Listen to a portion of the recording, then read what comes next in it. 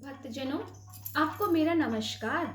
आज हम आपको शिव पुराण रुद्र संहिता द्वितीय खंड अध्याय 1 सुनाने जा रहे हैं। कृपया आप उसे ध्यानपूर्वक सुनना। जय शिव शंकर, हर हर महादेव। रुद्र संहिता द्वितीय खंड।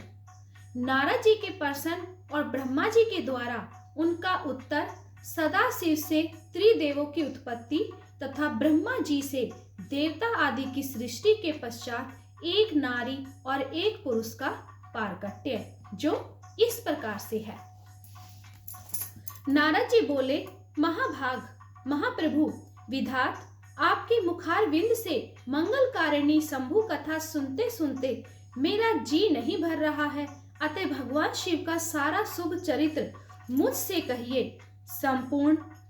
संपूर्ण विश्व की सृष्टि करने वाले ब्रह्मदेव, मैं सती की कीर्ति से युक्त शिव का दिव्य चरित्र सुनना चाहता हूँ। शोभाशालिनी सती किस प्रकार दक्ष पत्नी के गर्भ से उत्पन्न हुई, महादेव जी ने विवाह का विचार कैसे किया, पूर्व काल में दक्ष के प्रति रोष होने के कारण सती ने अपने शरीर का त्याग कैसे किया, चेतना काश को प्राप्त होकर वे फिर हिमालय की कन्या कैसे हुई, पार्वती ने किस प्रकार उग्र तपस्या की और कैसे उनका विवाह हुआ, कामदेव का नाश करने वाले भगवान शंकर के आधे शरीर में वे किस प्रकार स्थान पा सकी। महामते, इन सब बातों को आप विस्तार पूर्वक कहिए। आपके समान दूसरा कोई संशय का निवारण करने वाला न है न होगा। ब्रह्मा जी ने कहा, मुने, देवी सती और भगवान शिव का शुभ यश परम पावन, दिव्य तथा गोपनीय भी अत्यंत गोपनीय है। तुम वह सब मुझसे सुनो। पूर्व काल में भगवान शिव निर्गुण, निर्विकल्प, निराकार, शक्ति रहित, चिन्मय तथा सत की और असत से विलक्षण स्वरूप में प्रतिष्ठित थे। फिर वे भी प्रभु सगुण और समित शक्तिमान होकर विशिष्ट रूप धारण करके स्थित हुए। उनके साथ भगवती उमा विराजमान थी। विप्रवर, हे भगवान शिव दिव्य आकृति से सुशोभित हो रहे थे। उनके मन में कोई विकार नहीं था। वे अपने परात्पर स्वरूप में प्रतिष्ठित थे। मुनि श्रेष्ठ, उनके बाएं अंग से भगवान विष्णु, दाएं अंग से ब्रह्मा और मध्य अंग अर्थात हृदय से रुद्रदेव प्रकट हुए। मैं ब्रह्मा सृष्टि करता हुआ, भगवान विष्णु जगत का पालन करने लगे और स्वयं रुद्र ने संहार का कार्य संभाला। इस प्रकार भगवान सदाशिव स्वयं ही 3 रूप धारण करके स्थित हुए। उन्हीं की आराधना करके मुझ लोक पितामह ब्रह्मा ने देवता, असुर और मनुष्य आदि संपूर्ण जीवों की सृष्टि की।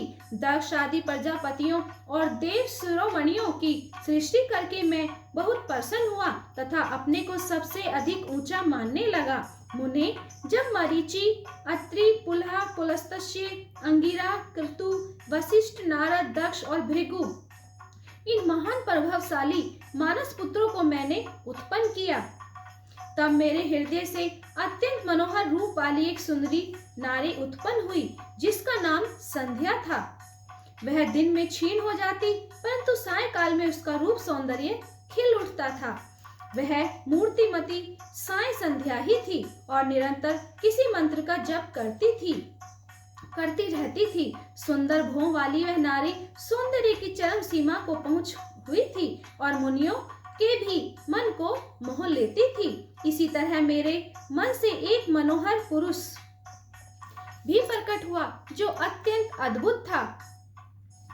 उसके शरीर का मध्य भाग अर्थात कटी प्रदेश पतला था। दांतों की पंक्तियां बड़ी सुंदर थी। उसकी अंगों से मतवाले हाथी की सी गंध प्रकट होती थी। नेत्र प्रफुल्ल कमल के समान शोभा पाते थे। अंगों में केसर लगा था, जिसकी सुगंध नासिका को तृप्त कर रही थी। उस पुरुष को देखकर दक्ष आदि मेरे सभी पुत्र अत्यंत उत्सुक हो उठे। उनके मन में विस्मय भर गया था।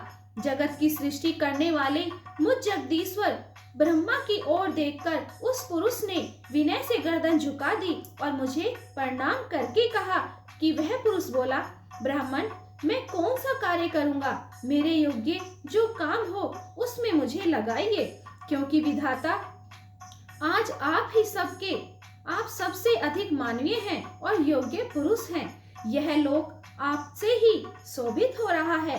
ब्रह्मा जी ने कहा कि भद्र पुरुष, तुम अपने इसी स्वरूप से तथा फूल के बने हुए 5 बाणों से स्त्रियों और पुरुषों को मोहित करते हुए सृष्टि के सनातन कार्यों को चलाओ। इस चराचर त्रिभुवन में ये देवता आदि कोई भी जीव तुम्हारा तिरस्कार करने में समर्थ नहीं होंगे। तुम छिपे रूप से प्राणियों के हृदय में प्रवेश करके सदा स्वयं उनके सुख का हेतु बनकर सृष्टि का सनातन कार्य चालू रखो। समस्त प्राणियों का जो मन है वह तुम्हारे पुष्प में बाण का सदा अनायासी अद्भुत लक्ष्य बन जाएगा और तुम निरंतर उन्हें मद किए रहोगे। यह मैंने तुम्हारा कर्म बताया है, जो सृष्टि का प्रवर्तक होगा और तुम्हारे ठीक ठीक नाम क्या होंगे, इस बातों को मेरे ये पुत्र बताएंगे।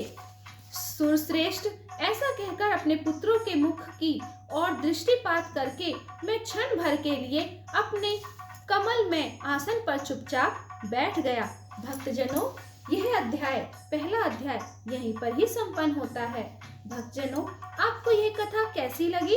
अगर अच्छी लगी हो तो लाइक, शेयर, कमेंट और सब्सक्राइब करना और प्रेम से बोलना।